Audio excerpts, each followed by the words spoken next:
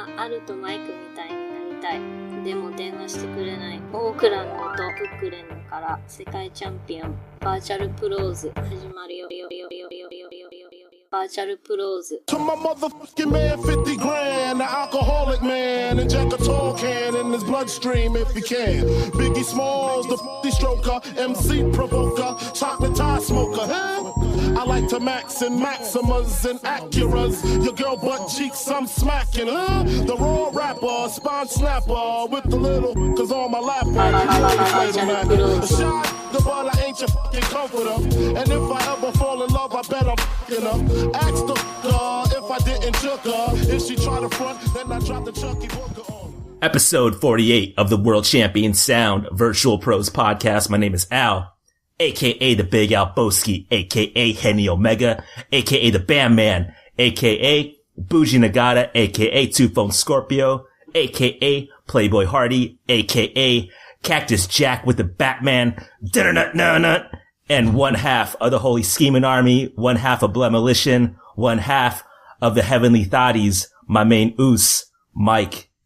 Hey, what's up, incels? It's Mike, aka Tiger Skeet Singh, aka Crack Saber Jr., aka Sticky Fuji, aka D-Lo Brownback, aka Dr. Swagner Jr. Today's topic, our bucket list activities related to the Graps. What wrestling activities would we like to partake in before we're booked to lose in the ultimate death match? Hit us on Instagram and Twitter at VRTL Pros. Hit us on SoundCloud. Hit that heart. You know I like it. Hit us on iTunes. And if you haven't already, download that Bloody Disgusting app. Have that entire VRTL discography in the palm of your hands. And if you want to participate, email us at virtualpros64@gmail.com. Full disclosure, I just opened up, the Summer Shame prize loss. Yeah. I don't know how to really describe it. I'm wearing it right now and, it feels bad, Mike. It feels real bad. Hope you're happy. Yes. If you guys haven't checked out the video yet, it's on Instagram. It's on VRTL Pros Instagram. I got Al ask me about women's wrestling shirt, which I guess if you're a little sensitive, you might be like, that's sexist or something. But I just want my reasoning to be, I think you look at that shirt and a fucking stranger who knows nothing about wrestling is going to think you're an number one creep. Like, all day.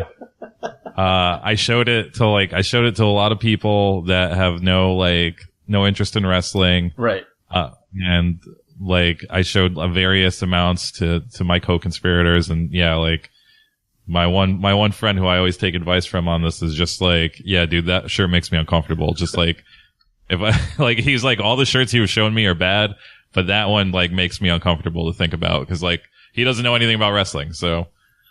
So I thought about this the other day. It's kind of like a step above a Bullet Club t-shirt. I feel like a Bullet Club t-shirt is just like the male version of free hugs. They just want that contact at a wrestling show. Yo, please talk to me. This one is yo, you need to ask me about women's wrestling. Yes. And, I mean, I think I can converse about it, but do I want to with strangers? No, I don't. Yeah, that's the thing. Within the confines of an actual wrestling show, this probably isn't going to be the worst shirt. But out in public where Al has to take a photo, that's like a fucking loaded gun just waiting to happen. You don't know who you're going to meet in that shirt. It's just it's going to be a real crapshoot for Al. I'm going to wear it to brunch on Saturday. I think I'm going to get some questions from my waitress, and I'm not looking forward to it. We got some emails. Mike, do you want to start? Yeah, sure. The first one is from a much talked about person. It's from Jeff from Boston. What's up, Jeff? It's the sound bigger on the podcast guy. This is the guy who I'll just read the email. What's up, Virtual Rose? Jeff from Boston here. That was me who dropped the comment on Bahu's Instagram. If you guys didn't listen to the last episode, this dude saw a picture of us and said, and commented, they sound bigger on the podcast. Thanks for the shout out. Bummed I missed out on the Bruiser Brody shirt. Anyway, keep up the good work. P.S. Your height or lack thereof is not at all threatening. Damn. From Boston. Got him. I just have to say two things. One, Bahu is really 6'9", and we're standing narrow. Anybody's gonna look short near that giant. So there's that. And also saying that, it's not threatening is exactly what a person who feels threatened would say. So. Listen, Jeff, I didn't say that. Well, I will say though that Bahu is like a fucking Texas porterhouse dude. He's a big boy. Like he can play cornerback for any like varsity blues high school football team. He's a big man. So, Jeff, we're cool. I saw a photo of you too, and I don't want any problems. It's all good. Is Jeff scary? I'm sorry, Jeff. Yeah, Jeff will beat the shit out of both of us. It's all good, Jeff. I'm happy for you and Kyrie, man. It's all good. Next up is from Joseph. No subject. Yo, guys, it's Sober World Joe. Being an NYC ROH vet, I've seen/done some crazy drunk shit at shows. What's the craziest drunk shit you've seen? There was one time a Green Lantern fan was sitting in front of us and he turned his back to the ring when Rhino came out and I yelled, "Turn the fuck around," and called his wife a not very nice name. To see you next Tuesday. Come on, Joseph. That's not nice. Man, I could write a book about the douchey shit I've seen at ROH. Possibly a crossover with the boys. Also, I couldn't find a link for the match, but that Royal Family versus Italian Connection match from the second Wrestle 1 show with Houst on it was dope as fuck. Worth the hunt.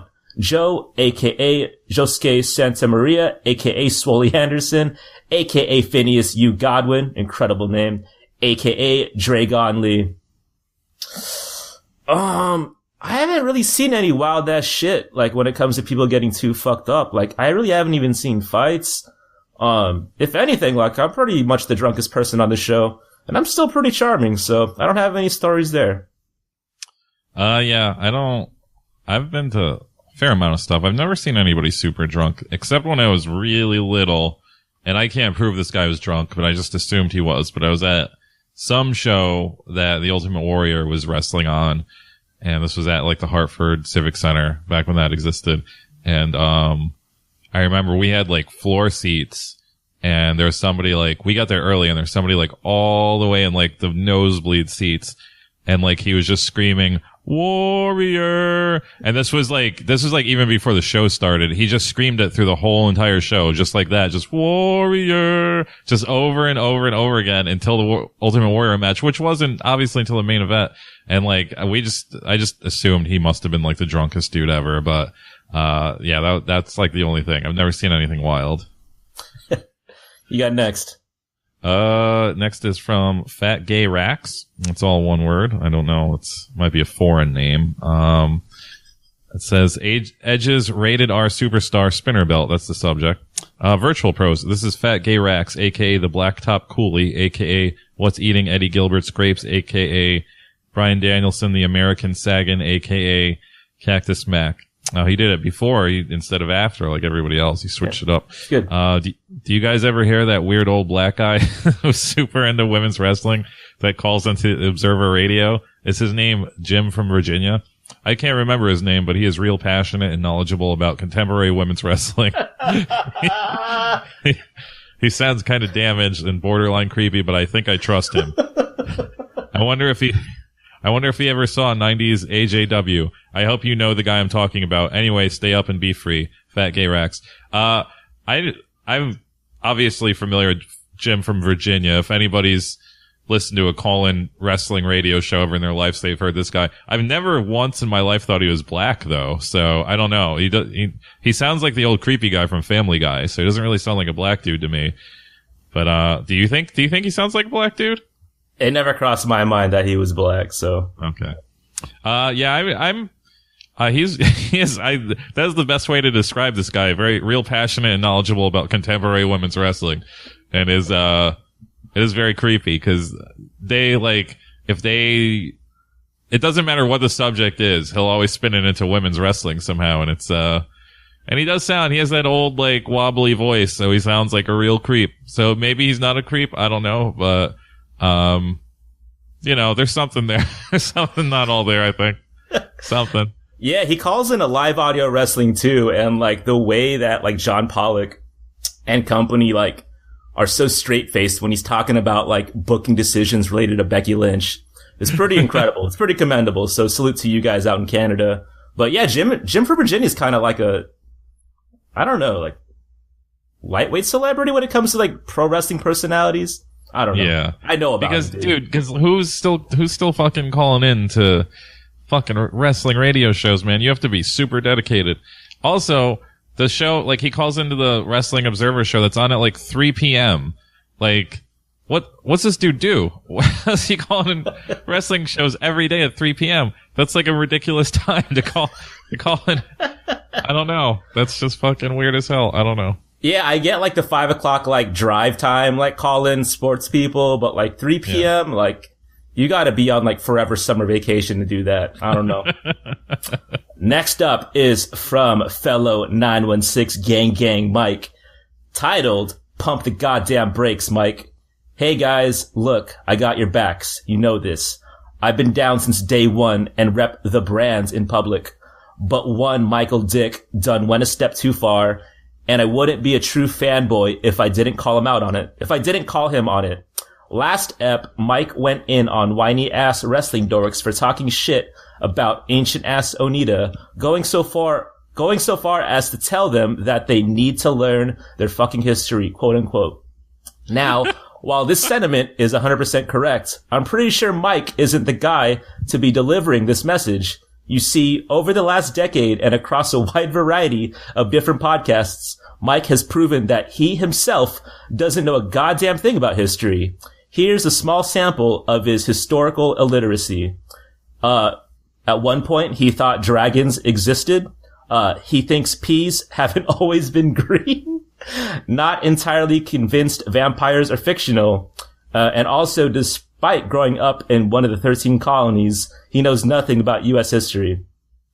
This is the tip of the proverbial iceberg. Mike, if you see a schlub in a 2 sizes too small Bullet Club t-shirt in public, go ahead and talk that shit. If the Bixes of the world lined up to take a swing at the Melts God, talk that shit. But when it comes to someone else's history chops, you might not want to start a rock throwing contest in the front yard of your glass house. Stay in your lane, my G. Virtual Pro Street Team member and card-carrying Vertbag Harpo. Mike, retort. Hey, listen, asshole. For once, I am staying in my lane. I'm not talking about fucking real history. I'm talking about wrestling history. I mean, okay. I have said that. I didn't 100% say that I think dragons existed. I said you can't prove that they didn't exist. You don't know. You don't fucking know, man. And like, there's nothing you can do about it. Like, people believe in Jesus. People believe a guy fucking took an ark and put a bunch of animals on it and floated somewhere else. You tell me like a dragon is just like out of the fucking realm of possibility? Fuck off. Secondly, this thinks peas always haven't been green thing is a bit hyperbolic. I think they've always been green. I just think they've been a different shade of green in the past. And this is true. This has been proven on the internet because fucking, if you don't think pesticides and shit change things over the years, you're nuts. You're nuts. Things evolve all the time, man. Peas never used to be this green. Like 200 years ago, they were lighter. I'm telling you. I don't remember the vampire thing. I mean, it sounds like something I'd say, but that sounds like I was trolling on that one. Vampires are definitely not real. I don't remember saying that. And I do know nothing about U.S. history, but it doesn't matter because fucking wrestling history is not U.S. history. I failed. I had to take U.S. history in high school 4 times. That's like mathematically impossible. So I make no bones about being bad about U.S. history because it's not. It's all bullshit. They don't tell you dragons can be real. You don't know. That's all I'm saying. I don't know what else to say. You have the next email, Mike. The next one's from James. It's bragging. Hey yo, no question this time, but I feel I gotta both put myself over as well as apologize. Last email I gave you guys props for being influencers, but I think I've got you beat. I cut off my luscious locks and posted the results in social media. 2 days later, one Hiroshi Tanahashi does the same. There's no way this is a coincidence. I know you addressed it last on the show, so don't go too deep, but I guess I should say sorry for inspiring the ace to remove the source of his power. Love Jimmy, aka the Powerbomb Man Poser, aka Gorilla Biscuits Monsoon, aka Razor Ramon, aka, that's not even a nickname, aka Hated in the Nation of Domination. I don't believe that's true, James. He had to do it for a movie. The picture of him is fucking great though. That's, I want to just make that my wallpaper and just say it's my family, but. Oh, the one with him, like, holding, like, a child up and, like, his quote-unquote wife? That's a good one. It is. It's so good. Yo, it looks like the wackest movie ever. Like, it looks so fucking bad. James, if that's true and you were the reason, don't listen to our show anymore. That's fucked up. I miss his hair a lot. Next email is from Eric. What's up? Hey, Virtual Bros. I fired up my 64 this past weekend and popped in ECW Hardcore Revolution, reminding myself how god-awful that game was and is. With the obvious exception of the GOAT Virtual Pro Wrestling, what are your favorite and least favorite wrestling video games? Thanks for taking one for the team with the resurrection of the right cap. Eric, aka Ricky Fuji Jr. I'm bad with the AKAs. It's all good. P.S. You guys should really cash in on the Ishii times Morrissey T idea. Instant cop. Is it times or X? I never really got the full answer. Best and worst wrestling video games? I can't fucking exclude Virtual Pros. That's the best one. So, I mean, I guess if I have to, I like Fire Pro D a lot. Worst one? Dude, I bought a WWE 13 on Black Friday on the 2013 or whatever. That's the worst wrestling video game I've ever played. Yeah, we actually have a whole episode about this. We do. It's way back in the archives, but you can listen to it. I don't think it's that bad. I would say if you took out Virtual Pro Wrestling, then my favorite my favorite wrestling game would probably be Fire Pro G for the PlayStation 1. Because it had a cool one-player mode and has really cool art. As far as worst, probably WCW Mayhem for Nintendo. I remember me and my friends split the $70 it cost to buy that and played it for maybe 20 minutes and like never played it again. And it was a real fast way to lose $35 each. New Patreon goal. If you guys want to send some money to us, I do want to play King of Colosseum because I never played it and I'd like to buy like a PS2 top loader. So, if you want to sponsor us, let us know. Yeah, I saw that too. Like, I've never played that either. Like, I'd like to play that game too. I played the All Japan game for PlayStation 1 and it was pretty cool. Yeah. But I can't even remember the name of it, but yeah. Last one, Rob. No, there's two. There's one from old Shot Glass. What Shot Glass? Shot Glass, also called the same subject as always, Whoop Whoop. Guys, it's been recently brought to my attention that the Sanity theme song, which I would definitely pit to, is just a ripoff of Primus. My name is Mud. That's all. Love Shot Glass. This is not the first time I've heard this, but I do not believe it. I need to get a real musicologist in here to really analyze that riff, because I really don't think it is. I think it does have slap bass in it, but I don't think everything with slap bass is automatically Primus. My name is Bud, but I'm gonna ask some experts on this and we'll get back to you, Shot Glass. The last email is from Rob. Hey guys, I'm probably gonna get some heat from the boys in the back. Oh, the title is Cringeworthy Gimmicks. I'm probably gonna get some heat from the boys in the back for this one, but fuck it. I was rewatching some late 90s WCW the other day, and Raven came on screen, and it hit me. This dude is the corniest motherfucker in wrestling. I don't know why I never noticed it, but I don't know why I never noticed it before, but Jesus Christ. I wanted to hide under the couch from embarrassment watching this dude. I remember thinking he was a badass when I was 10, but that's probably because he wore a leather jacket, and I thought anyone wearing those were the coolest dudes on earth. Have you guys ever had any revelations like this when rewatching this stuff from your youth and realizing how awful it is? Thanks, Rob. P.S. Al, release the Okada pick, you coward. No way, Rob. That dude is way too fucking handsome. There's no way. I'm not gonna play myself. The only thing, where I would, turn the TV off immediately if someone, came in, to my living room. I don't know why Val Venus, pops in my head, but that'd be, a really weird one to explain, I feel to a stranger. Especially, the Kai Inside, angle, and I was like, listen, this dude is a porn star, and at this time, they thought, his dick got chopped off, but then John Bobbitt came through, and he saved him. I hate saying that, in real life, so I think gut reaction would be Val Venus. How about you, Mike? Oh, man, I don't know. There's so many, I thought Raven, when Raven went to WCW, I was like, this is kind of corny, but when he like continued to do that for like way later in life, like he's still kind of, I mean, not anymore, but like, you know, up until his last wrestling days, he's still kind of like a grunge dude. And it's just like, come on, man. That shit's like super corny, but I guess if it's that for so long, you can do anything. I mean, honestly, like 95% of all wrestling gimmicks, like there's few that I think stand the test of time, especially from like that era. So it's definitely tough for me to choose one. I honestly think the dumber stuff is easier to explain, because I think when people think of wrestling, they think of real dumb shit. So I think it's kind of easier to explain to like Glacier. I think that'd be like easy to explain to somebody. That was like dumb as hell gimmick. But yeah, stuff like Val Venus, I think would be super hard to explain to anybody. That's it for emails. We'll get to two-man scramble. I don't have that many topics. I have two. Start off with a softball, like I always do. The Mae Young Classic got released on Monday. You feeling it or nah? Somebody made a pretty good, I don't know who it is, so I can't give them credit, but somebody made a pretty good tweet.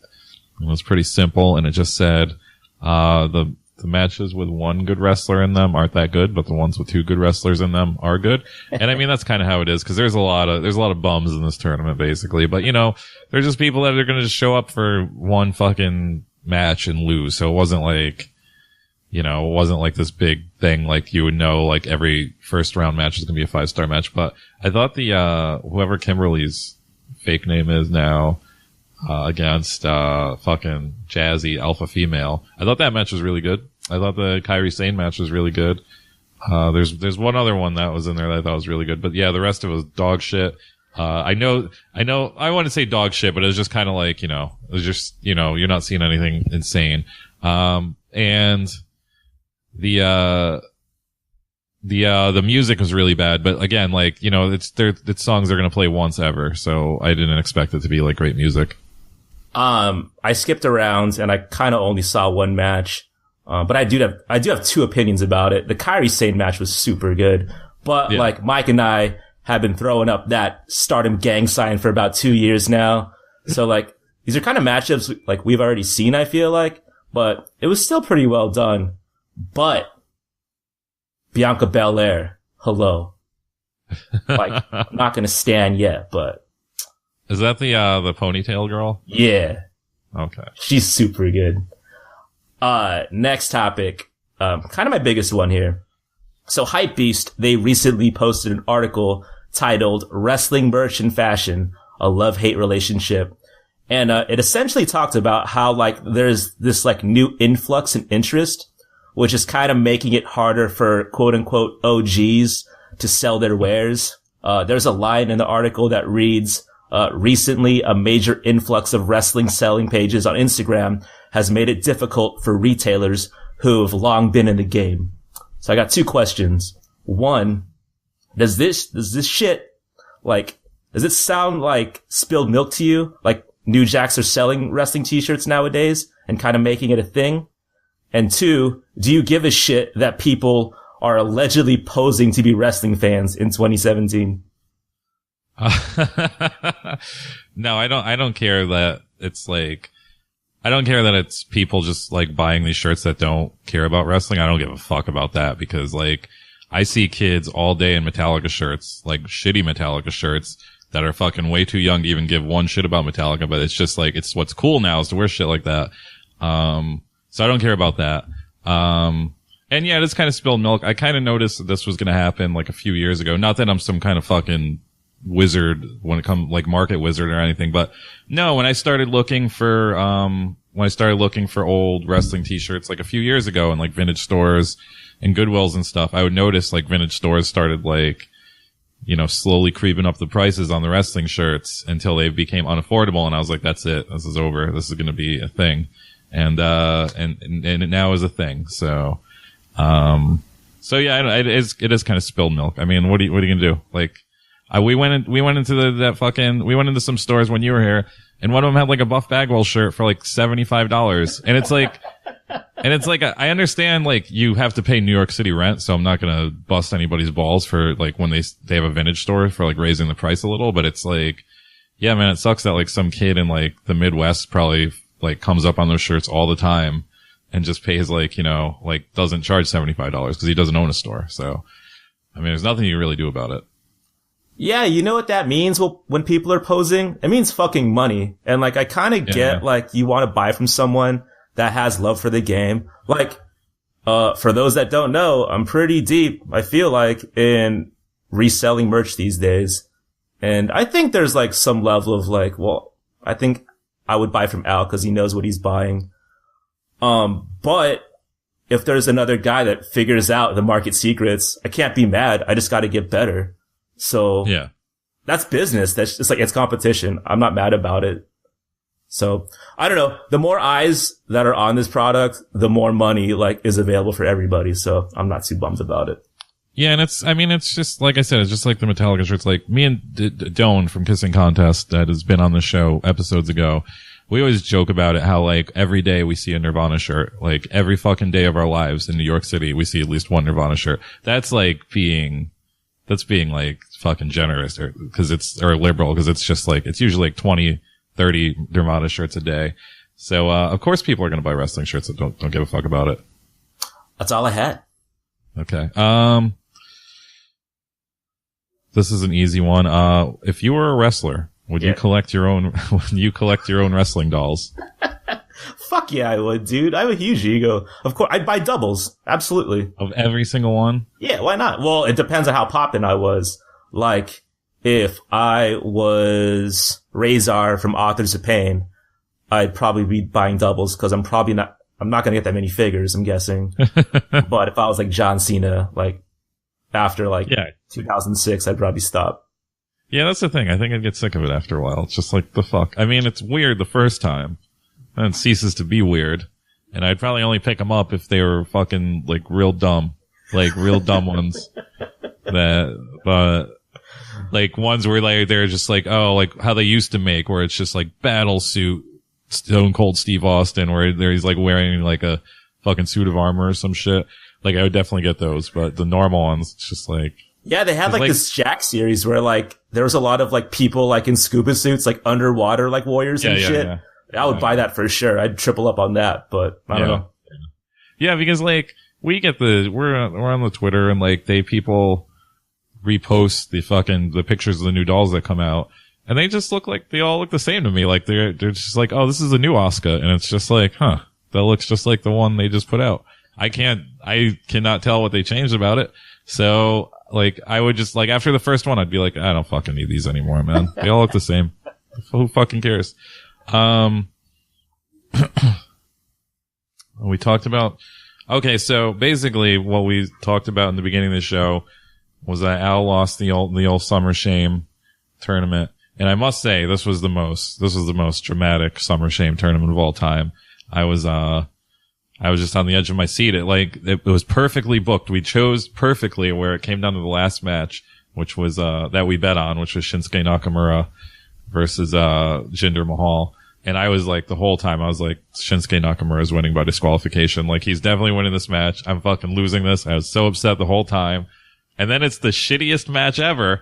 And he loses like a bitch, just like after like 8 minutes, like he's some bum. So Al, how do you feel as a loser to lose on this is how I felt. This is how I felt when I was like, no, Dean Ambrose is going to win against Brock Lesnar. And he just got washed in like 10 minutes. That's probably, and that's how I lost the first year. So that's probably how you felt when Shinsuke Nakamura just got fucking like ruined immediately.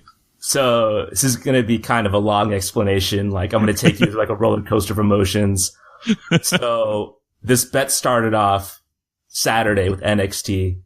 And one of my surefire fucking bets was Cien Almas losing to Johnny Gargano. And once he lost, I was like, that's fucking it.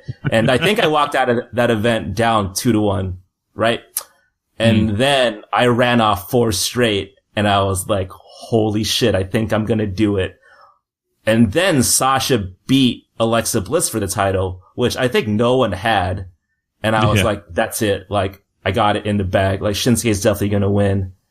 And, it was such a back and forth. It was so perfectly booked that when Shinsuke lost to one finisher, I kind of just shrugged my shoulders. I was like, well, I mean, it was exciting. Like, we needed to take it to like a final like tiebreaker. So I wasn't too mad about it, but like I sat there like kind of in disbelief because I thought for sure Shinsuke was going to win. I would have bet my life on it. And then he did. Yeah, dude, I was the same way. I was like, I'm fucked, man. There's no way he's going to lose this match. Like, I didn't think he'd win the belt, but I was like, he'll win somehow. Like, he'll win by disqualification. There's no way they're going to have this bum beat him in 8 minutes. Like, it's nothing. I was great. Like, oh, the violin man's out here in Brooklyn. Oh my God. Let me fucking fire up that pro wrestling tease right now and find a shirt for Mike, but it just didn't happen. Yes. But I'm not too bad. Some saint tweeted me and said, don't worry, Rusev came out with a tank that one year. And I was like, that is right. He did come out with a tank and still lost. So I still have some hope, but I still didn't think it was going to happen. Oh, this one's nothing too. I don't know. What's the deal with Ultimo Dragon? Like, this guy, you saw him, right? You saw him at APW? I didn't see him. I didn't go to the Lucha show. Okay. Joel to Sleep did. Yeah. Okay. He was there. Yeah, he wrestled there. Yeah. And I just like recently saw him. He like, I don't know who posted the flyer, but he's just on some show in like bumfuck Pennsylvania with like no other like wrestlers you've ever heard of on it. It's just like him and some other people on the poster. And just like, huh, like, how's that happen? Like, this guy's like a legend. Why is he just doing this weird stuff? Like, I don't know. Like, it's weird to have access to this guy because apparently he doesn't mind coming to America. And, like, no one else gives a shit except for apparently APW and, some weird promotion in Pennsylvania. It's like, it seems like, I don't know. It seems like if this guy's willing to do this shit, that he should be doing shit all over the place here. Well, he recently did win the All Japan Junior title, I think, from one Yoshihiro Tajiri. So he has that going for him. Yeah, man. I think he did. Pretty sure he did. I don't know anything about All Japan, but that sounds made up. That sounds like something from your eat-fed that you're in or something. Tajiri and Ultimo Dragon are in All Japan and they're junior heavyweights? I'm pretty sure I read that. Pretty sure that happened. Is it just I don't know, is All Japan like real sad now? Dude, they like still book Dory Funk, so I mean, make your own decisions, dude. I just imagine like it's just gloomy and everybody's in just like torn up clothes in the audience now. Like it's just like some sad, poor promotion. Like that just sounds weird. Well, I think I tuned in because I was like, dude, I gotta figure out this Kento Miyahara thing, man, because people go nuts for him on the internet. And I fell asleep, but I don't know. I'll revisit, but I'm pretty sure Ultimo Dragon was on that card and he won the title. After we watched that Shuji Ishikawa match, I'm just like, I'm cool off this shit, man. This stuff sucks. Like, I don't know what you guys see out there, but it's bad. But yeah, it's just weird. Like, I wish I took down the information of this weird Pennsylvania promotion, but I don't know. It seems like some people, like, I would fucking go see Ultimo Dragon. I'm not going to go see him. A fucking weirdo Pennsylvania, but you know, I'd go see him. I think he's doing alright, dude. He's like out smoking cigars with his like Louis Vuitton like damier bags. He's alright. Don't worry about Ultimo Dragon. He's doing. I don't think he needs the money. I'm just thinking like, I don't know if he's willing to wrestle here, why he doesn't do it more often in like cooler places, but I don't think it's up to him. My last thing is just, I went to the AIW's Wrestle Rager 2 last weekend. That's right. And I just wanted to speak on it real quick.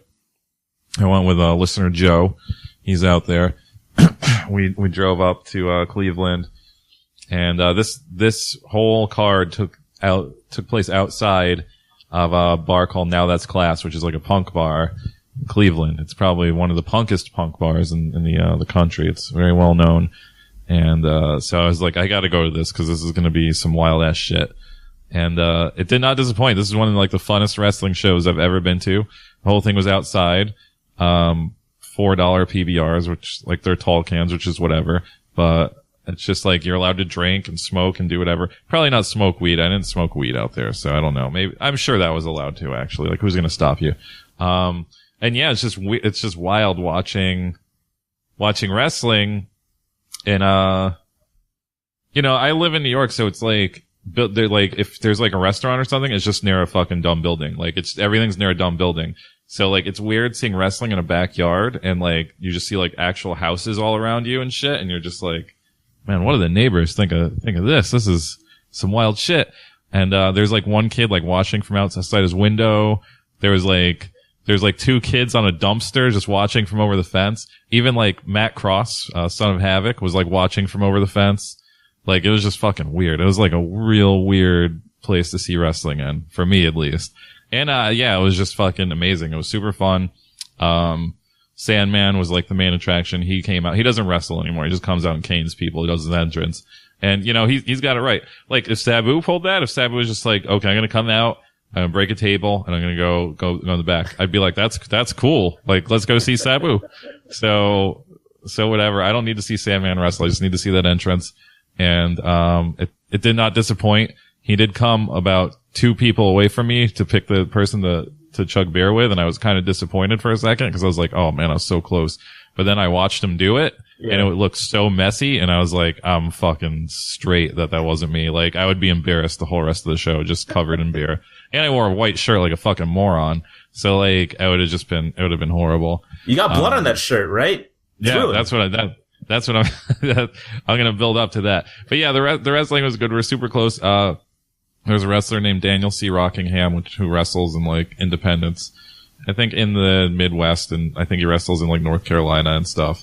And I told him to kill himself, and he like had a little retort, and I was like, whoa, he actually heard me say to kill himself. That was pretty great, because I was so close. Like, we're like a foot away. This is like a backyard. We're like a foot away from the wrestlers. I mean, there was like a guardrail and everything, so it wasn't like backyard, like we're like a bunch of like hillbillies watching. It was just like, you know, there's still guardrails and stuff, so it looked like wrestling. But yeah, like, it was just, it was pretty great. But for some reason, I didn't know until either that day or like that weekend that, the main event was, I knew the main event was Tim Donst versus Danny Havoc, my boy doing good Danny Havoc. But, I didn't know that it was like a death match. Like, I just thought it was like a normal match.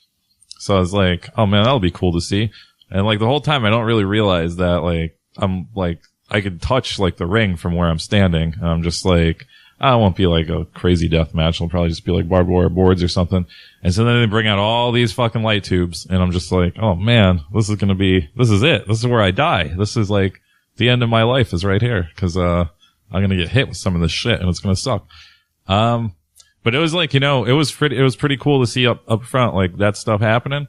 And then, if you check our Twitter, there's a photo that I, like an action photo, or our Instagram. If you, there's like an action photo I took of, Tim Donst hitting Danny Havoc with these light tubes, or like crashing into him over light tubes. And, you could see the light tubes like floating forward.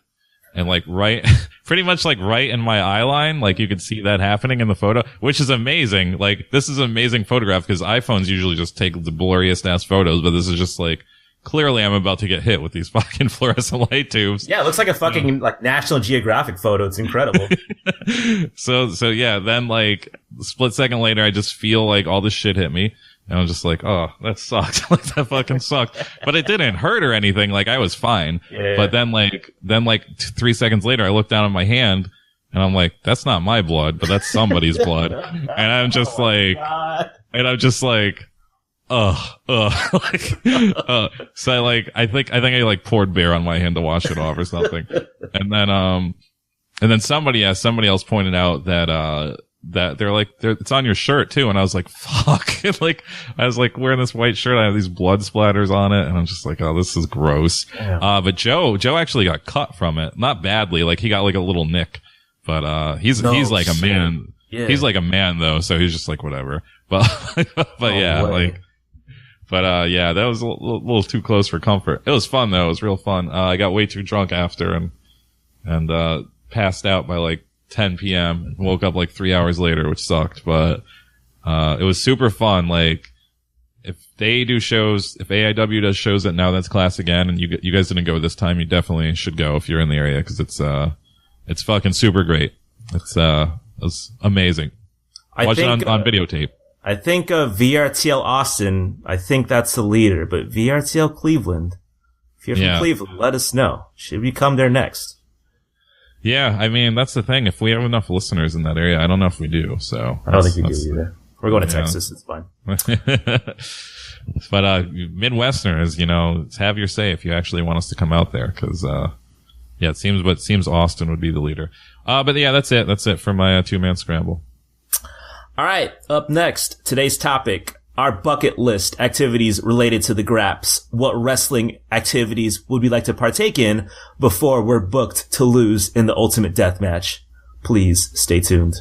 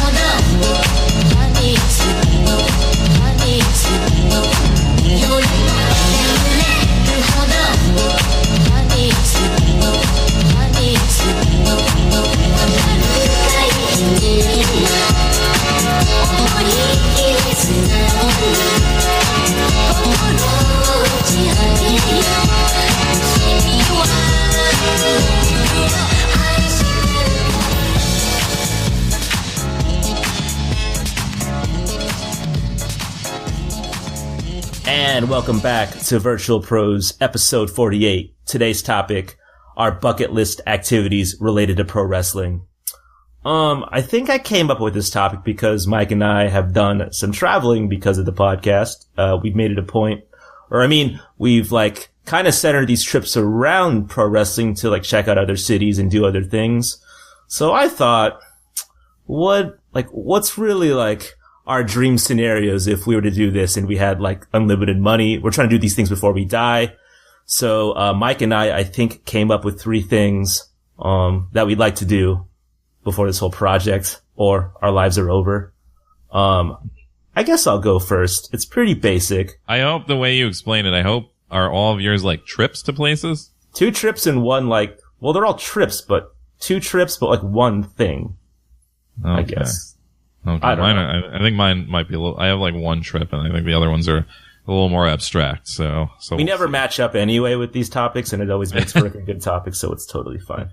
Okay. So my first one, pretty basic. Kind of obvious, but whatever. So I've been to WrestleMania before.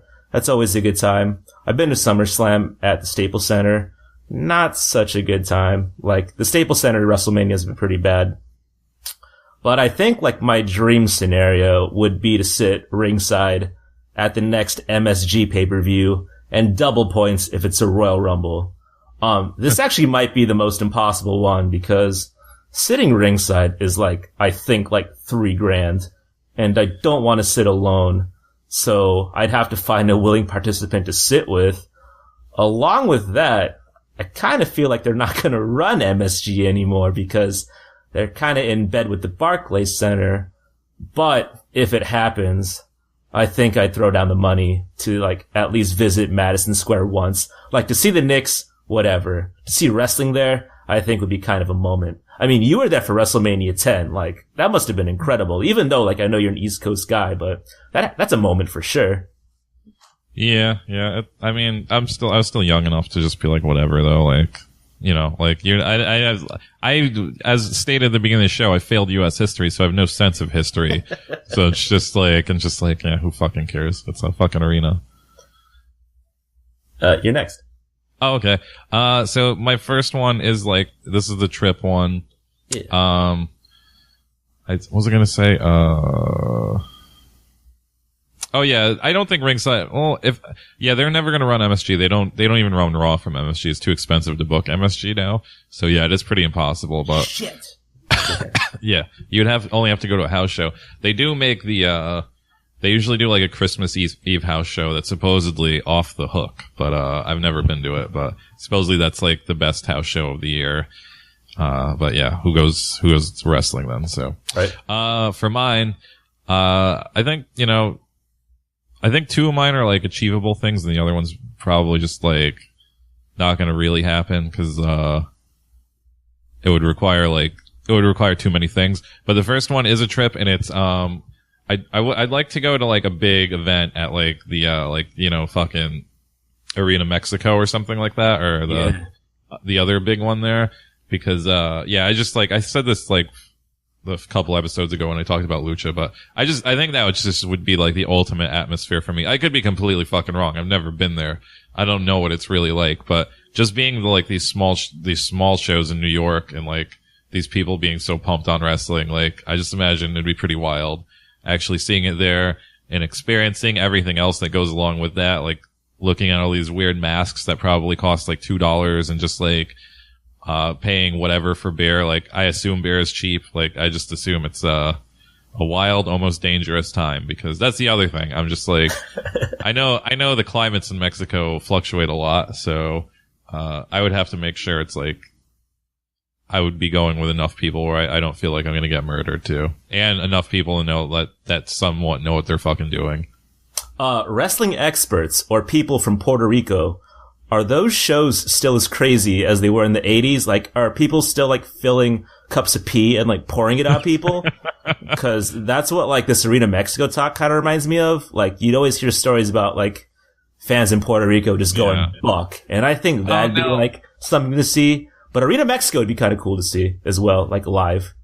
Yeah, it just seems like people are real fucking happy, and like, I don't know. When I tried to watch that Triple Mania, and I watched like the beginning, and I fucking fell asleep up until the main event. But yeah, like when Dr. Wagner lost his mask, there's just like fucking kids crying and stuff, and like, dude, they showed like on the Twitch thing that they showed Triple Mania on, they showed all day, they just showed like AAA matches, and we were watching them before we went to wrestling, and they showed like this La Parka match where he beats somebody, I already forget who it is, and he like takes his hair, like he wins his hair in the match, and like all these people are just throwing all kinds of trash at La Parka. There's like, you see like a full thing of like popcorn or something just fucking go into the air, like it's fucking amazing, like it looks great. I don't think that shit happens in Puerto Rico anymore, because I don't think they do fucking shows at baseball stadiums, but I could be wrong about that. I don't know. My next one is a tour of all the quote unquote obscure wrestling arenas in Japan. Some notable mentions, like it was kind of my dream to visit Philadelphia, if only to see the ECW arena, but I kind of heard like it's been renovated and it's actually kind of shitty. And like, although like I'm a pretty nostalgic person, I don't really have that like thirst to see ECW arena anymore, but if I was there, I'd probably stop by. I found out that Kawasaki Stadium got renovated and turned into a soccer field, which is fucking wild trash. I would have definitely visited Kawasaki Stadium. Also, I found out that, the hardcore legend Terry Funk, he sold the Double Cross Ranch. And that would have been my #1, like, bucket list activity, because that means Terry Funk and I were friends.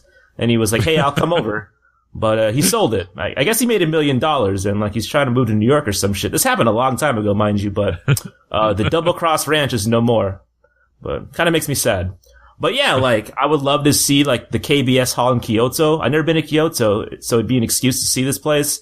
For those that don't know, this is the building with like that insane like stained glass installation. Like you'll see Stardom run it sometimes, and that building's like pretty beautiful. Osanbashi Hall in Yokohama. I've been to Yokohama before. They have the Cup of Noodle Museum, but this place also has like a big window, and they wrestle by like a port, and it's gorgeous. Like you see boats in the background, and it's quite a sight to see. Hakata Star Lane's in Fukuoka, because I think it'd be pretty funny to like bowl afterwards. And I think it's really weird that people used to wrestle at a bowling alley. It's pretty scummy, but I'd visit. And for the wrestling experts out there, Rev Ray, anyone that listens or is like in the know for like 90s M-Pro. Like, M-Pro used to run like this venue where like people would sit like crisscross applesauce. Oh yeah. And like, they'd sit on blue mats. Wood panel. Yeah. Blue panel and the wood, the blue mats and the wooden panel. Like, this was a fucking venue in Fire Pro, so I know it's like famous. Yeah. So like, let me know what this is called. Like, I know it's a thing. I would love to visit this place, if only to sit crisscross applesauce and watch wrestling. Yeah, I was gonna say if I could pick anyone like out of time, it would probably be that one. Outside of that, I would like to visit that back room where we watched that one wrestling match with the The old New Japan guy, all the washed up New Japan guy, and fucking Hardcore Steve or whatever the fucking. Tatsuhiro Takaiwa, and he was wrestling with the chain ropes. I would not like to visit there. No way. Not happening. Yeah, that crew guy. So my next one is not a trip, so this is where I blew it. Okay. Well, the next two I blew it, but this one is just like something I would like, you know, if the situation arose and like all the chips were in place, I would like to do this, but at the same time, I guess it's not really a bucket list thing because I guess I wouldn't really care if it never happened, but I'd be very interested to do it. And it is, help like put together a wrestling show. I wouldn't say book because I don't really give a shit about like who wins or loses. Like I'm not that much of a fucking dork. Like I just want to like do like the actual like helping and like put together the part where the wrestlers get booked and like promoting it and stuff. Cause I've booked like tons of shows, not tons. I've booked a handful of shows in my time, like music shows. And, it sucks. It's like a thankless task. It's no fun. No one gives a shit. No one ever thanks you. And if the show sucks, it's all your fault. Like, it's a lose-lose situation. And it takes like a special kind of masochist to like want to do this. And, so yeah, basically I'd like to do this, but not on my own though. I would like to just like sit in and all this and like, you know, just help here and there. Maybe get people coffee every once in a while or like, you know, just help with minor things just to see what goes into it. Cause that part, it's really interesting, but, yeah, it's not something I'd want to do full time. It's not cause I'm some fucking nerd with some like power hungriness where I want to like book these guys to like do these things with each other. Like I don't care about that. I just want to see like how stressful this is cause it has to be something, man. That's kind of interesting because like, have you heard yourself on like the rebrand shows where you pick different gimmicks for people? I would think you'd want to like book a show like creatively as opposed to like I don't know, like calling wrestlers and calling talent and like booking a venue. Like you'd rather do that than like creatively plan a show? I mean, like, no, that would be cool too, but it just seems like completely unrealistic where it's just like, why don't I just say I want $1 million to see all the wrestling? Like it just seems like I don't think I'm ever going to get that opportunity basically. My last one, I think next year at WrestleCon 2018, I think I want to run a merch table. And I think the reason why I want to do this is because I didn't talk about it on the show, but I helped my friend, Streetwear Times wrestling legend Joel to Sleep, run his merch table at one of the most recent APWs. And you know what's better than PayPal money? Real money. And I kind of think like it'd be good for me if I want to keep on selling these wares to make connections like in that world. Even though like I don't mean to gas myself up, but like I think I have like the like t-shirt corner market cornered, and so I don't know, it'd just be good to get myself out there. I do like haggling. It's like one of my guilty pleasures to do. And I think it gave me some real notoriety for me and for the Virtual Pros brand. Would you do this, Mike? Would you have a merch table at like a wrestling event?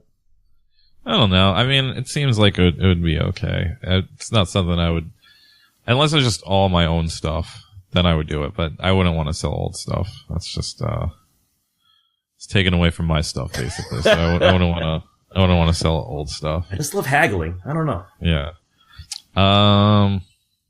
Okay, my last one is completely not even a thing. It's not even like a physical thing. So this is like the worst out of all of them.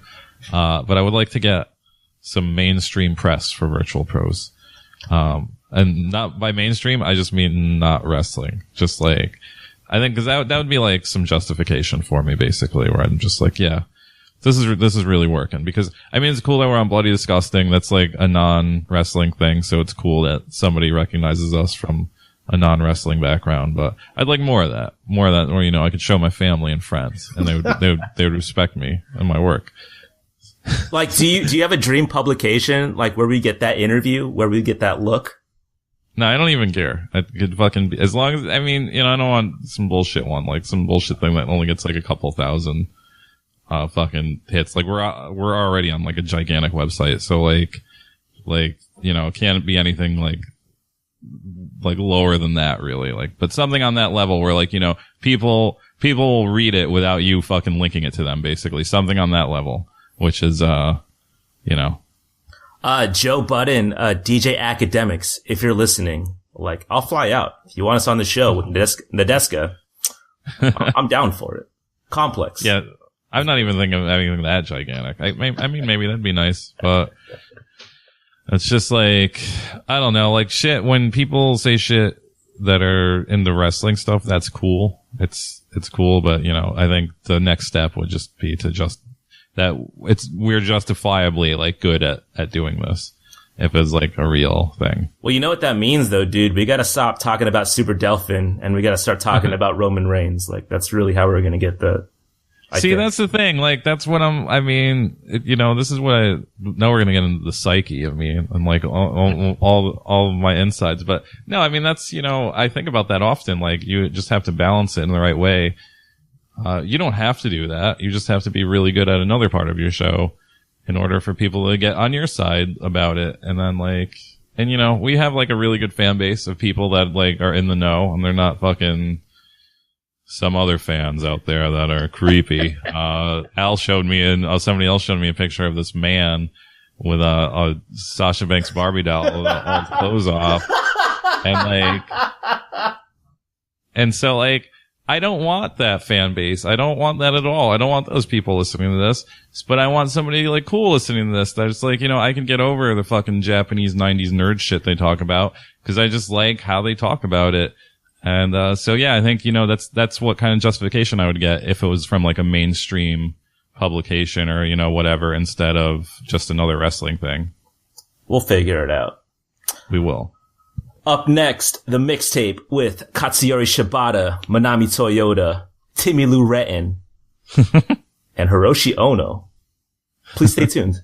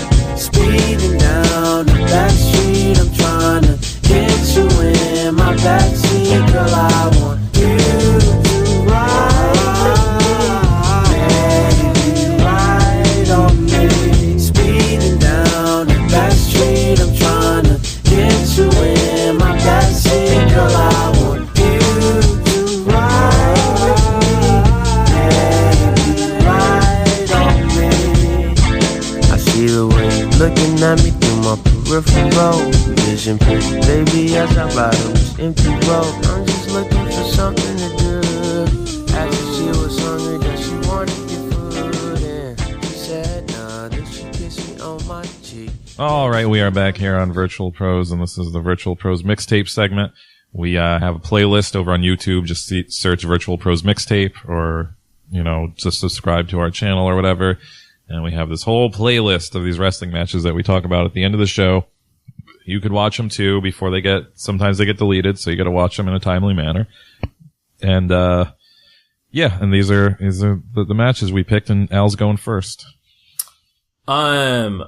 To lead off, a pretty strong lead-off hitter. This is the barbed wire bat and thumbtack retirement match. Shoji Nakamaki versus Hiroshi Ono. Kawasaki Dream, 8/20/1995. Us Gaijins might know this card a little better as the King of the Deathmatch. So this month is the 22nd birthday of the Ghoul event that kind of started it all. When it comes to me being a fucking weirdo when it comes to pro wrestling. Like, this was my first tape. I think at least one of Mike's first tapes was Stranglemania, so yeah. We're kind of cut from the same cloth here. Dude, so I forget that this match starts off with a sprint to the ring to see who gets the barbed wire bat first.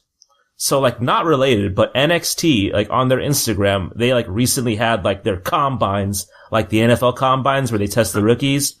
And, like, I think it'd be, like, a pretty good athletic test to see, like, who could run, slide under the ropes, and grab a barbed wire bat, like, the fastest. Like, my bet, Tino Sabatelli, he'd do it the fastest for fucking sure. So, I've always had a soft spot for Shoji Nakamaki because he looks exactly like my Uncle Ernie. Rest in peace. Uncle Ernie was like the uncle that had like Playboys a little too open, like in his house. Like he had a black box. Like he made it a point to turn like his garage into like a gambling den. So fucking both these guys forever, man. I love Shoji Nakamaki and I love my Uncle Ernie. So during this match, both these guys, they blade pretty openly and like the cameraman does not give a shit. Like he doesn't bother to cut away. And so like every time I see this when like someone's like blading like pretty obviously, like I kind of think like, what would I do? And I think I'd bitch out, dude. Like how much money do you think it would take for you to cut your forehead open? Yeah, I think about that often. Like, you gotta do that in the heat of the moment, and like, you gotta, like, I don't know, like, where do you learn this skill? Where do you, I mean, I'm sure like the first time you do it, like, it probably takes at least a good 5 times until you learn, like, how to do it enough where you're bleeding. Cause like, you're definitely just like scraping yourself like a fucking baby the first time you do it, cause you're just like, fuck this is crazy. I don't care how much of a fucking maniac you are, like, that shit sucks. Yeah, dude. You're all sweaty. Like, oh, fuck, man. It would burn. Yeah, so is there like a price where you'd be like, all right, no problem? No, I don't like, I mean, you know, obviously everybody's got a price like the $1 Million Man says, but like, I don't think I could physically do it. Like, it would be too tough. Dude, me too, man. Like, I'd probably run that blade across my forehead, like, kind of gently. I was like, I hope it happened. And, after, like, I saw myself not bleed, I'd be like, I'm gonna leave, guys. It's not happening. How about this though? Cause you and Adam CZW fans, you have these same hangouts with the arms. Do you think you could do your arms? Cause I could do my arms. That's nothing.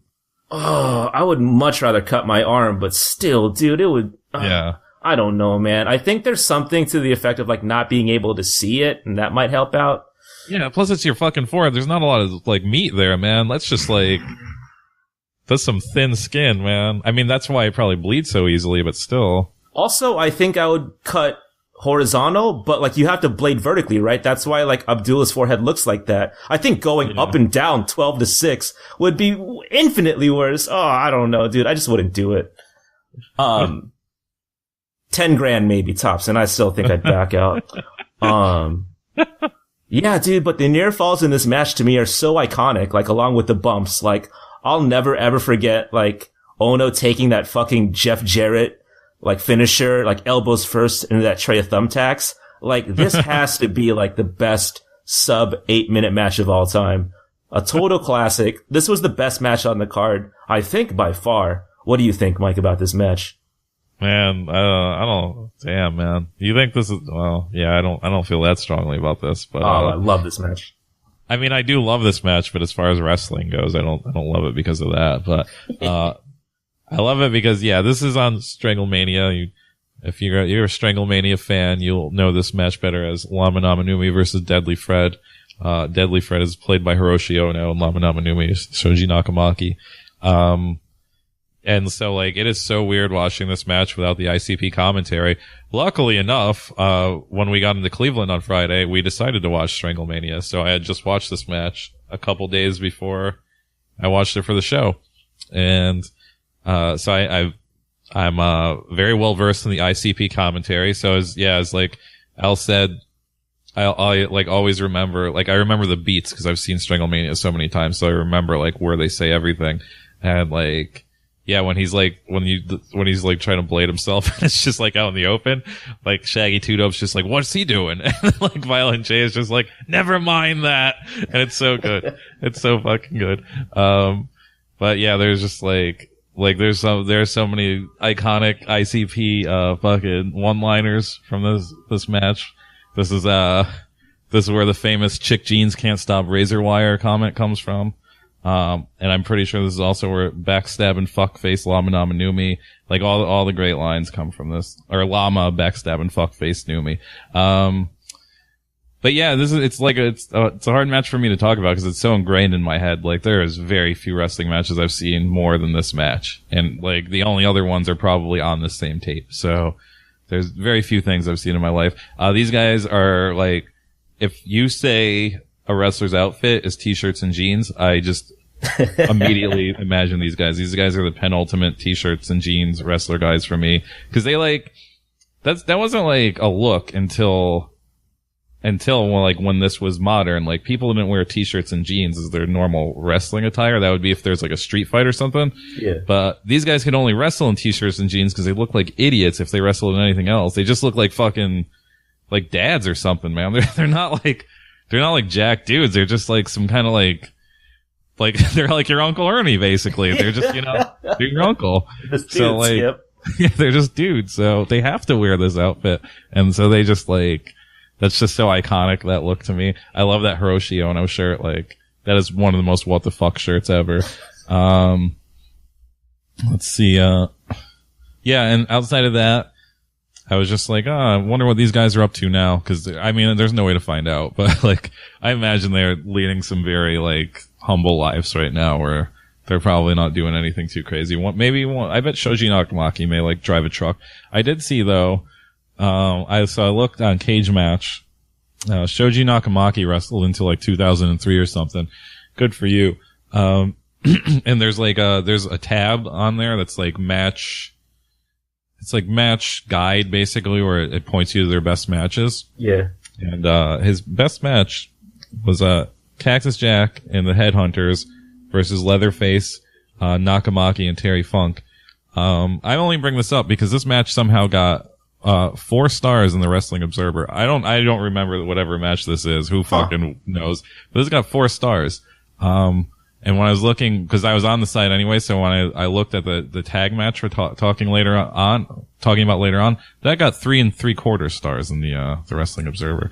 So it's just a real weird grading, cause I didn't know Dave Meltzer got into death matches like that, where he's just like grading 4 stars to a Headhunters match. But, I'd like to track down that Observer, cause that's a pretty amazing stat. And yeah, Ono was just like, he only wrestled that 1 year basically, and then he called it quits. And he probably went to go drive a truck all the way back then. And then, somehow he ended up in Onita Pro in 1999 for like 2 reunion matches with Shoji Nakamaki and like them as a tag team. And yeah, just called it quits again. So yeah, these guys are, I don't know, like, we're definitely not the only people who think this match is like a very iconic match. So it's weird that there's 2 Japanese men leading very humble lives now that have touched the hearts of so many Americans. And they'll never know it. They don't fucking know about this shit, man. They have no fucking idea unless like Mick Foley keeps in touch with them, which I doubt it. So yeah. Hey, what's up, Hiroshi? These 2 dudes on this podcast were talking about you the other day. I hope that happens. Yeah. So my first match is from WVCW, which I assume stands for West Virginia Championship Wrestling. This is Timmy Lou Retton versus Adam Page. A listener suggested this to us a couple episodes, or like about a month ago or something.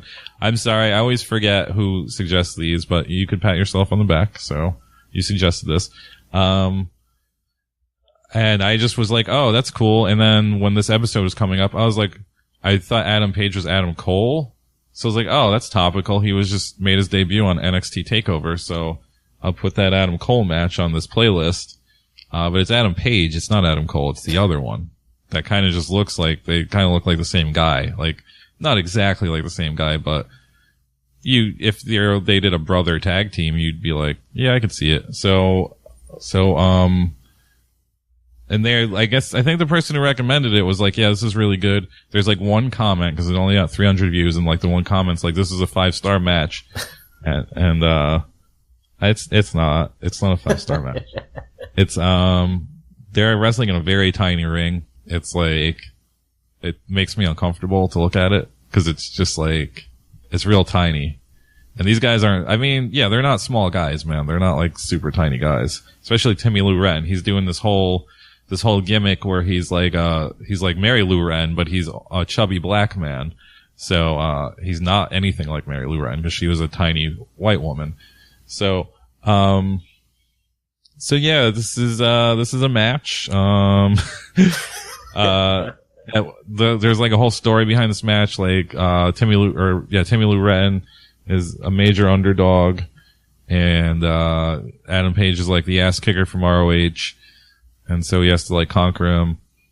but it's like, it's just whatever. Like, it's like, Adam Page gives him like this, I don't know what they fucking call it. It's like a backwards pile driver where he's on your back instead of like humping your crotch basically.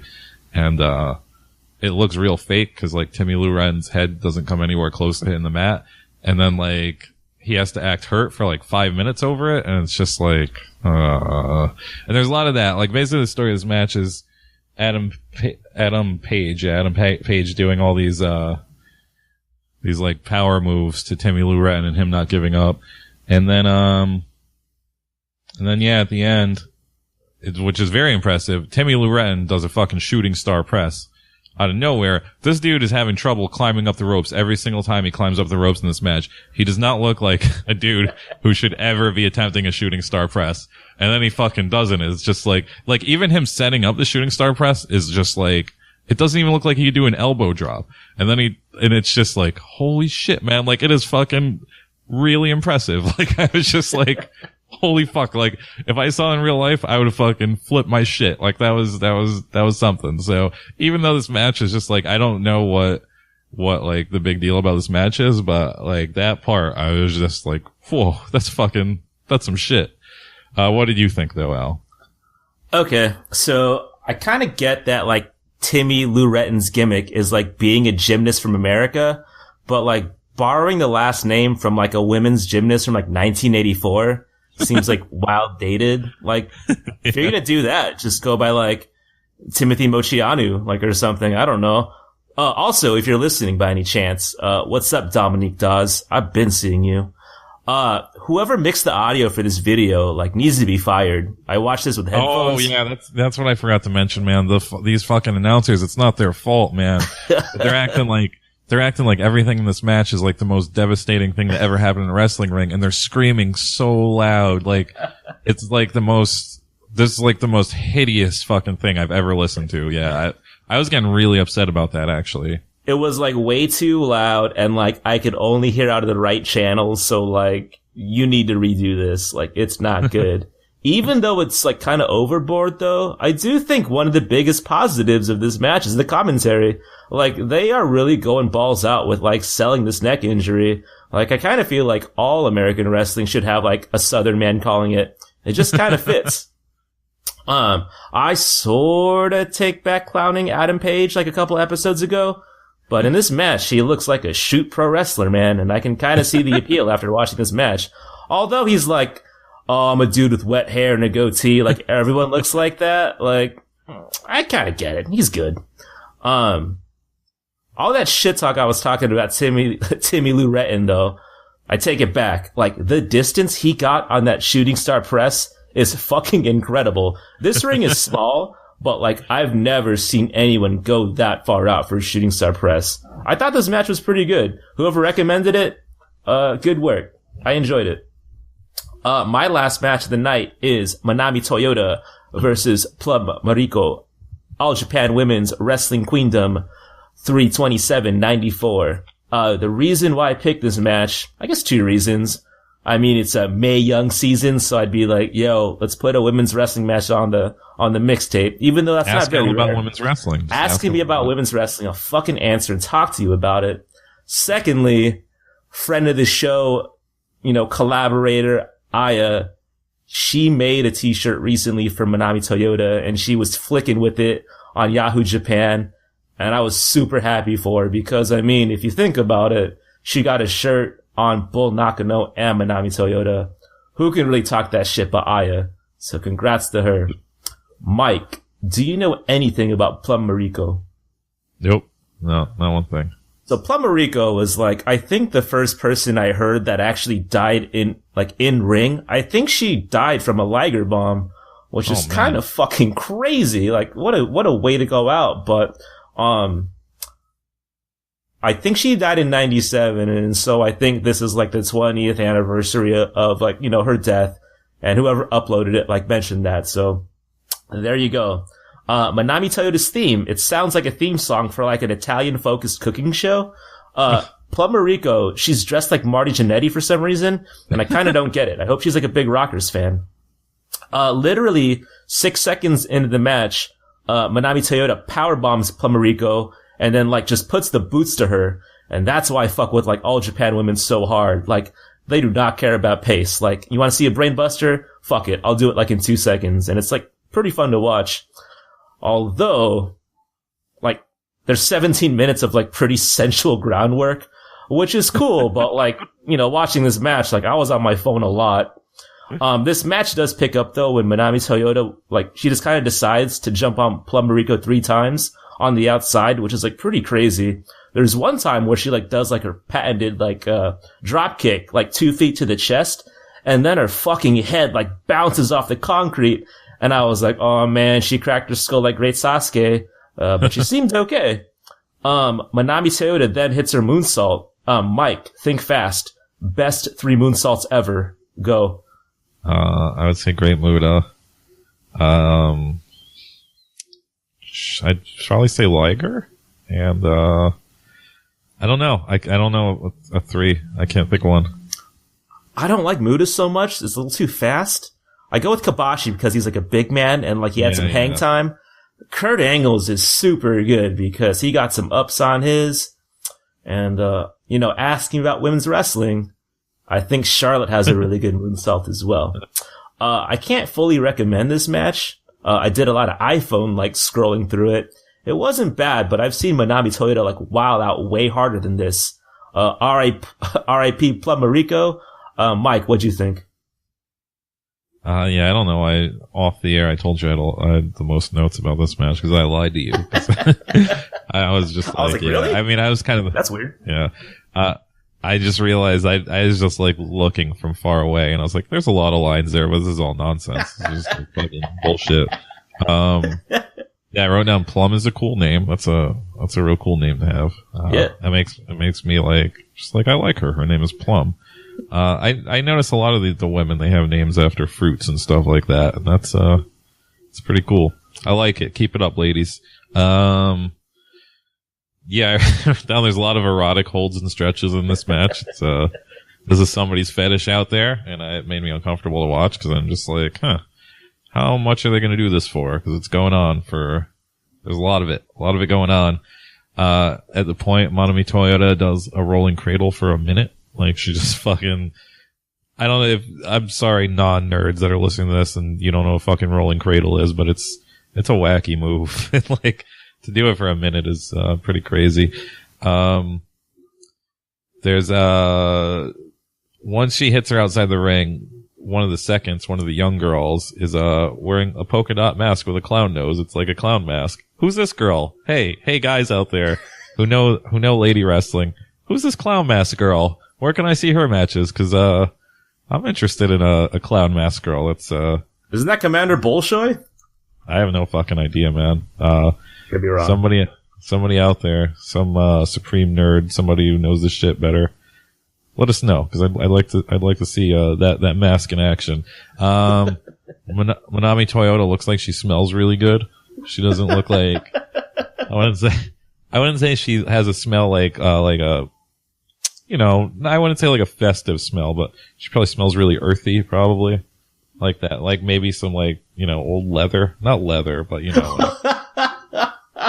Just kind of like a good, like earthy smell. But yeah, I mean, I was drifting off a lot. It was just like 12 minutes of girls just like doing these elaborate stretching. And yeah, I mentioned it like every time we watch one of these matches from this era. But I really need this compilation of just the before and after interviews of these all these matches. I don't need to see the fucking matches, but just give me the interviews and I'll be happy. My last match is, sorry, I hit the wrong button. It's KENTA, aka Hideo Itami, and Katsuyori Shibata versus Misawa and Go Shiozaki from Noah from 2005 in December. I chose this match because one of those people that post GIFs or posting GIFs of a match. And it was Misawa versus KENTA. And Misawa, there's a part in it where Misawa hits him as if like you were really a dad fighting like your kid. Like he just has like this dad face and he just hits him just like you would if you were a dad. And I was just like, I need to see this match. Unfortunately, it's not on YouTube, but I found this in the wake of that, and I was like, oh man, Shibata's in this, and it's probably pretty good. I think this is a pretty good match. Misawa, this is 2005. I kind of stopped watching Misawa matches after All Japan. Like, I never really watched Noah. I don't even know if I've ever owned like a Noah tape in my life. Maybe like the first one, but I don't even know if I got that one. But yes, I'm not really familiar with like older Misawa. And, he looks like a real scumbag. He looks like a real piece of shit here. Looks like a guy's been out for like a weekend just drinking. Like, just fucking drinking all weekend. Like, just like a fucking seasoned alcoholic. Like, he just looks like a real piece of crap. Not to outdo him though, everybody in this match except for Go Shiozaki, possibly Go Shiozaki, you could even interpret him as either a scumbag or a prick. Everybody in this match looks like a fucking asshole. But he's like the one guy who's just like, kinda like okay looking.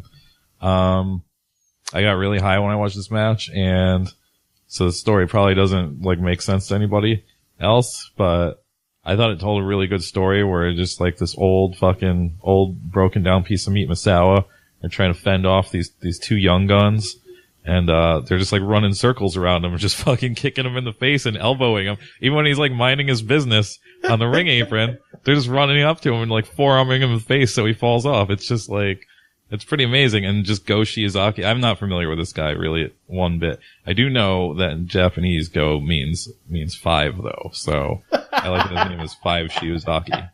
Cause I don't know. That doesn't seem to make much sense to me, so I like it. But yeah, it just seems like Misawa picked the wrong guy.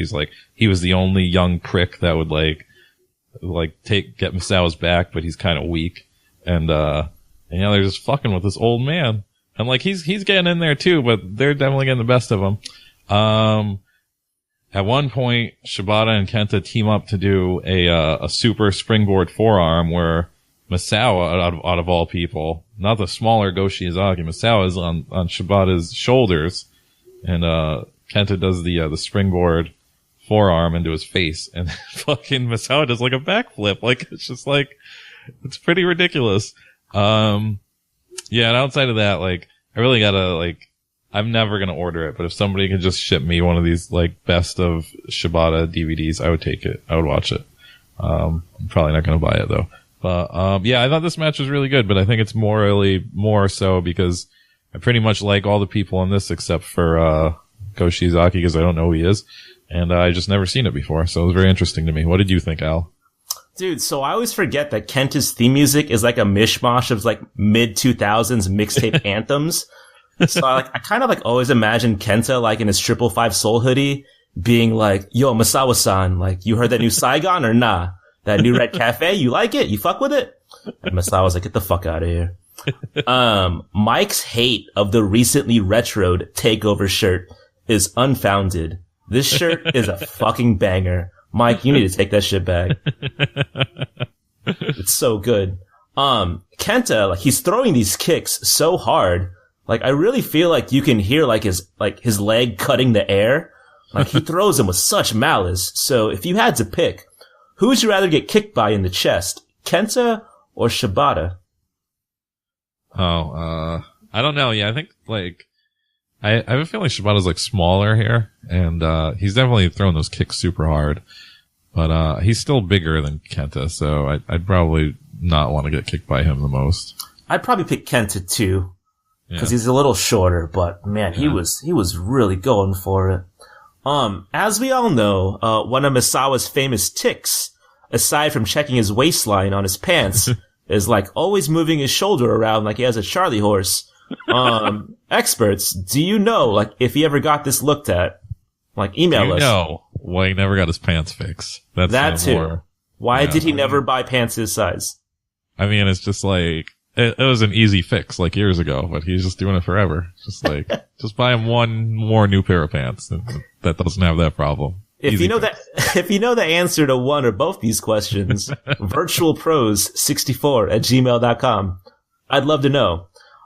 So lastly, this match was like pretty good, but like kind of uncomfortable to watch. As we all know, Mitsuharu Misawa is no longer with us. So people like Mike, not 5 minutes ago, clown on fucking bloated bullfrog Misawa, but he looks like that because he was fucking drinking himself to sleep because of all the pain he took, like, throughout all Japan, like, 94, so fucking lay off, man. Like, he fucking did this for your enjoyment, so it'll make fun of how he looks like. It's really mean. Also, that doomsday device that he takes. Why can't he just be like Giant Baba then and do, like, the comedy matches? Like, he could be a bloated, drunk comedy match guy. Like, he didn't need to do all this. He's like, no, yo, Shibata, put me on your shoulders. I'm gonna fucking land on my neck for this doomsday device. Like, it's insane. Yeah. Yeah, it's not. He's like that older guy at a party. He's like, yo, I can drink with these young bucks, and like, it just doesn't end up good for him. Like, as you can see, I would recommend watching this, but understand if you watch it, you know why that man is dead. That's all I had. That was episode 48 of the Virtual Pros podcast. Hit us on Instagram and Twitter at VRTL Pros. Hit us on iTunes. Hit us on SoundCloud. Hit the heart. You know I like it. If you haven't tagged Be Disgusting on Twitter with your AKAs or like inside jokes about hibiscus, you should do it right now. I would appreciate it. And if you want to participate, as always, hit us at virtualpros64@gmail.com. Mike, last words. Ask Al about women's wrestling. You know what? I'm going to answer all these questions like as sincerely as possible in the Instagram thread. So if you do have a question about women's wrestling, follow us on IG and I will like for real answer your questions with some thought. Thanks for listening. Appreciate it. Good night.